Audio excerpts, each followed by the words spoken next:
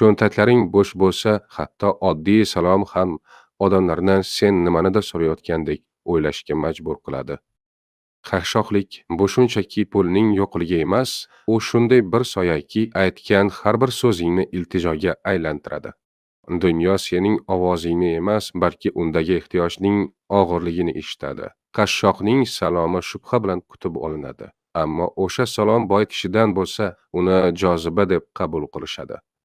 Shu bois erkaklar ochlikni g'urur bilan ko'taradi, ammo sadaqa uchun o'zini xor qilmaydi. Chunki jamiyat ko'zida ehtiyojning o'zi jinoyatdek baholanadi.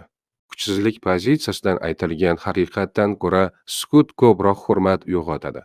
Ammo mol dunyong bo'lsa, hatto yolg'oning ham haqiqat deb qabul qilinadi. Haqorating donishmandlik, ishtiroking esa sharaf sanaladi. Boylik bu shunchaki hokimiyat emas, u shunday bir niqobki, hatto eng kichik ishorangni ham olijanob ko'rsatadi. Qashshoqlikning yechimlari va sabablari mavzusida nimalarni tushunasan?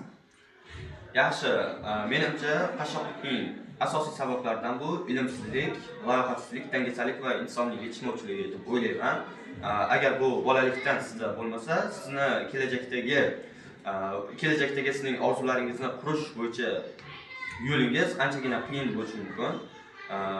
Chunki agar sizni ilmingiz yetarli darajada bo'lmasa, siz qashshoqlikdan chiqib ketishingiz anchagina qiyinlashishi mumkin.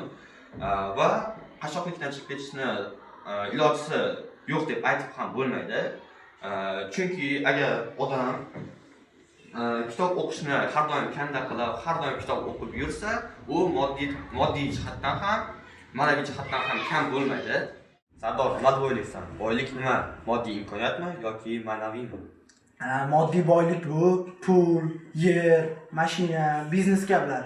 Masalan, Bill Gates va Elon Musk moddiy jihatdan boy hisoblanishadi. Bilim va intellektual boylik bu bilim, qadriyatlar, odob, axloq hisoblanadi. Masalan, Alisher Navoiy va Abu Ali ibn Sino bobolarimiz ma'naviy jihatdan boy deb tarixga kirishgan. Xulosa shuki, asosiy boylik bu bilim deb o'ylayman.